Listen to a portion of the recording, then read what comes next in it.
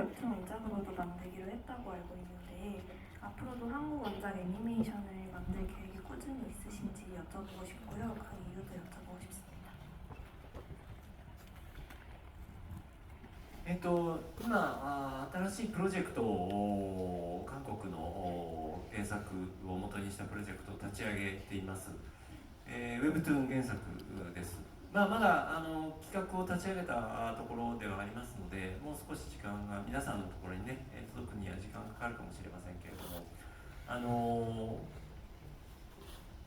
日本であること、韓国であることもあまり関係なく、良いと思う作品はどんどん映像化して、それを良いと思った人が作るのが一番いいんじゃないかなと思ってます。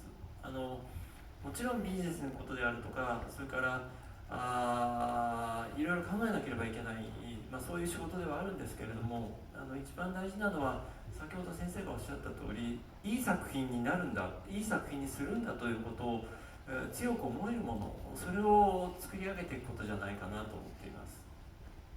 네, 지금 새로운 프로젝트를 한국 원작을 하는 어로 만드는 새로운 프로젝트 시작을 하고 있습니다. 네, 말씀 주신 것처럼 웹툰 원작입니다. 아직 기획 시작 단계이기 때문에 완성돼서 여러분이 보시기까지는 시간이 굉장히 걸릴 것 같은데요. 네, 저는 일본, 한국과는 관계없이 그냥 좋은 작품을 좋다고 생각하는 사람이 만들면 된다라고 생각을 하고 있습니다.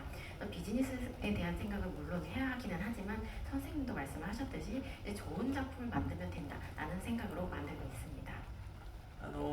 韓国ではそのおしり探偵や全天堂が人気だということも聞いております。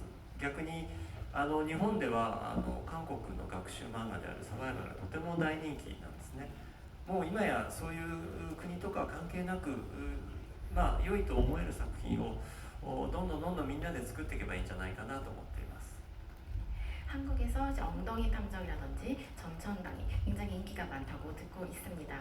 또한 일본에서는 한국 작품이 이제 일본에선 서바이벌이라고 하는데요. 무엇무엇으로 살아남기라는 작품, 이 작품이 굉장히 일본에서 인기가 많이 있습니다. 네, 이렇듯이 꼭 나라와 관계가 없이 이제 좋은 작품을 만들면 되지 않을까 하고 생각을 합니다.